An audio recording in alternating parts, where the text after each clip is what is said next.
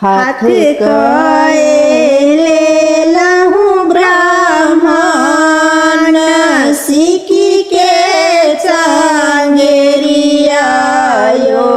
यहाँ ब्राह्मण बाबू चली भेलहु मालिन फूल बारियो यहाँ ब्राह्मण बाबू हाथ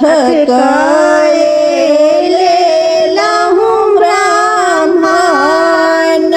सीखी के चांगेरियायो यहाँ ब्राह्मण बाबू चली भेलहु मालिन फूल बारियो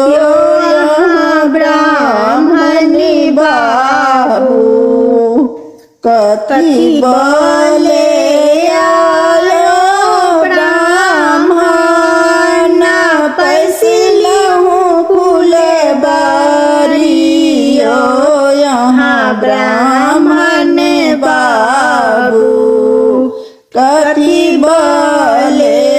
तोड़लहु चंपा फूल यो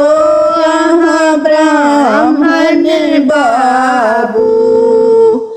कथी बोले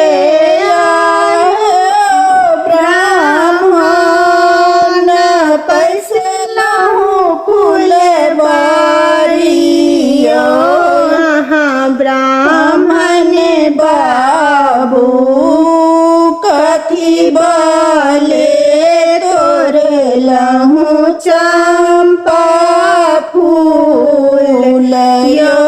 यहाँ ब्राह्मण बाबू जंग बोले से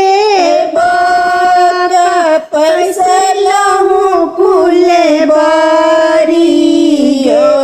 तो सेवक मोरी बाही बोले तोड़लहु चंपा फूल गे तो सेवक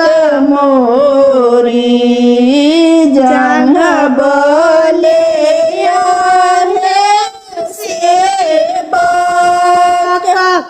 पैसिलहु फूल बारी गे तो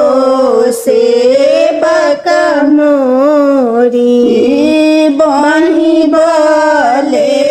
तोड़लहु चंपा फूल गे